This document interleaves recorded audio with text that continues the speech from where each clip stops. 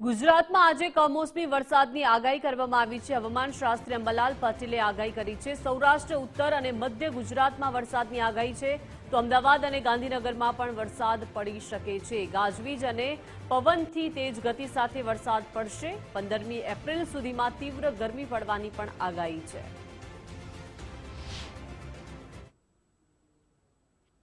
આજે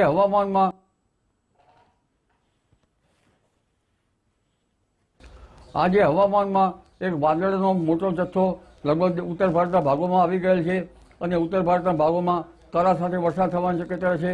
કેટલાક ભાગમાં 70 થી 90 કિલોમીટરની ઝડપનો પવન ફૂંકાવાની શક્યતા છે, ક્યાંક 60 થી 70 કિલોમીટરનો, પણ તેની અસર લગભગ ધીરે ધીરે ગુજરાતના ભાગોમાં આવવાની શક્યતા રહેશે। સૌરાષ્ટ્રના ભાગોમાં પણ આજે કેટલાક ભાગમાં પ્રી મોન્સૂન એક્ટિવિટીનો વરસાદ થવાની શક્યતા રહેશે। આ ઉપરાંત ઉત્તર ગુજરાતના ભાગો, સાબરકાંઠા, હિંમતનગરના ભાગો અને લગભગ અરવલ્લીના ભાગો વરસાદ થવાની શક્યતા રહેશે। ગાજવીજ સાથે કેટલાક ભાગમાં કરા પડવાની પણ શક્યતા રહેશે અને વરસાદ થવાની શક્યતા રહેશે। તારીખ 12 આસપાસ હવામાન ચોખ્ખું થતું જશે અને ગરમી વધતી જશે।